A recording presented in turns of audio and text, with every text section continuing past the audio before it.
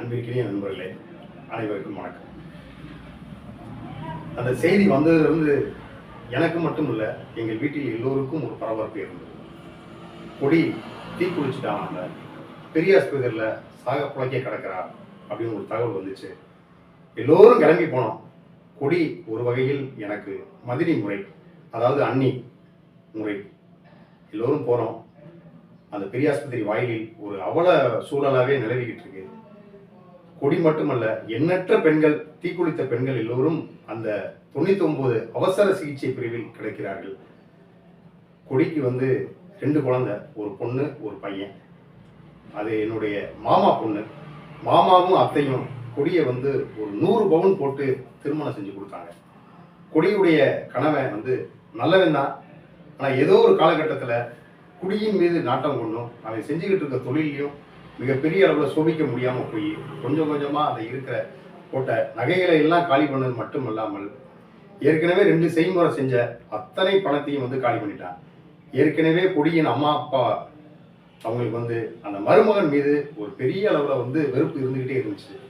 இவன் தான் தன்னுடைய மகளை கொண்டுட்டானோ அப்படின்னு சொல்லி ஒரு சந்தேகத்தோடையே அந்த பெரியாஸ்பத்திரி வாசலில் உட்காந்துருந்தாங்க. கொடியுடைய கணவன் அந்த பெரியாஸ்பத்திரியின் அவசர சிகிச்சைக்கு பின்னால் தன்னுடைய ஆண் குழந்தையும் பெண் குழந்தையும் இரு கையில் பிடிச்சிக்கிட்டு ரொம்ப அமைதியாக உட்காந்துருந்தான். உறவுக்காரங்க எல்லோரும் சேர்ந்து அவனை எப்படியாவது அடிக்கணும்னு சொல்லி போனாங்க. யாரும் அடிச்சுதான்னு சொல்லி இருக்கிற பெரியவங்கெல்லாம் விலக்கி விட்டாங்க. நடந்து போச்சு. கொடி நீ உயிரோடு இருப்பாளா இல்லையான்னு சொல்லி தெரியல. அங்கே இருக்க டாக்டர் சொன்னாங்க, 90% காயங்கள் ஏற்பட்டுருச்சு, ஆனால் பிழைப்பது கடினம் தான். அந்த பிள்ளை என்ன வாக்குமூலம் கொடுக்குதோ அதை பொறுத்து தான் மேற்கொண்டு நடவடிக்கை நம்ம எடுக்க முடியும், அதனால் காத்திருங்க அப்படின்னு சொல்லி டாக்டர் சொன்னாங்க. கொடியுடைய அம்மா அப்பா நினைக்கிறாங்க, எப்படியாவது மருமகன் தான் மணலை ஊற்றி கொண்டான் அப்படின்னு சொல்லி கொடி சொல்லணும் அப்படின்னு சொல்லி இங்கேருந்து கத்திக்கிட்டு இருக்காங்க. அடுத்த நாள் காலையில் மாஜிஸ்ட்ரேட் வராரு. மாஜிஸ்ட்ரேட் உள்ளே போயிட்டு அந்த காவல்துறை உதவியோடு கொடியிடமிருந்து வாக்குமூலம் பெறப்பட்டது. வாக்குமூலத்தை வாங்கிட்டு மாஜிஸ்ட்ரேட்டும் காவல்துறை அதிகாரி வெளியில் வராங்க. காவல்துறை அதிகாரி பக்கத்தில் கொடியினுடைய கணவர் பக்கத்தில் தோளில் தட்டிட்டு சொல்கிறாரு, ஏன்னா அந்த பிள்ளை நல்ல வேலை உன்னைய சொல்லலை அப்படின்னு சொல்லிட்டு சொல்கிறாரு. அதுக்கப்புறம் கொடியினுடைய கணவன் வீராப்பாக எழுந்துக்கிட்டு தன்னுடைய ஒரு கையில் மகனையும் ஒரு கையில் மகளையும் பிடிச்சிக்கிட்டு அப்படியே அந்த பெரியாஸ்பத்திரி வாசலை விட்டு வெளியில் வரான். நண்பர்களே, கொடி கொடுத்த வாக்குமூலம் என்னன்னு சொல்லி பார்த்தீங்கன்னா தனக்கு நீண்ட நாட்களாகவே வகுத்த வலி இருந்ததாகவும் அந்த வகுத்த வலி காரணமாக தன்னைத்தானே இந்த உயிரை மாய்த்து கொண்டதாகவும் சொன்னதாகத்தான் வாக்குமூலம் கொடுத்திருக்கிறார். கொடியினுடைய வீட்டில் பயங்கர சத்தம். இறக்கும் போது கூட அவள் உண்மையை சொல்லாமல் போயிட்டாலே, இப்படி எவ்வளவு செஞ்சோம் அவளுக்கு விசுவாசம் இல்லாமல் போயிட்டாலே, அவள் புருஷன் தானே மணலை ஊற்றி கொண்டான், இதை சொல்லியிருக்கலாமே அப்படின்னு சொல்லி ஆளாளுக்கு கத்துறாங்க, இது பண்ணுறாங்க. யாருமே போய் பார்க்கக்கூடாது கொடி அப்படின்னு சொல்லி நினச்சிட்டு இருக்காங்க. நண்பர்களே, அந்த நேரத்தில் நான் பெரியாஸ்பத்திரியினுடைய அந்த அவசர சிகிச்சை பிரிவுக்குள் போனேன். எண்ணற்ற தீக்காயங்களோடு நிறைய பெண்கள், சராசரியாக பெண்களே அதிகமாக இருக்காங்க, நிர்வாண கோலத்தில் இருக்கிறார்கள். அதில் எது கொடின்னு எனக்கு தெரியல. நான் அங்கே இருக்க செவிலியர்கிட்ட போய் கேட்டேன், கொடி எங்கே இருக்காங்க அப்படின்னு சொல்லிட்டு. கொடி அந்த கடைசி பெட்டில் இருக்கவங்க தான் கொடி அப்படின்னு சொன்னாங்க.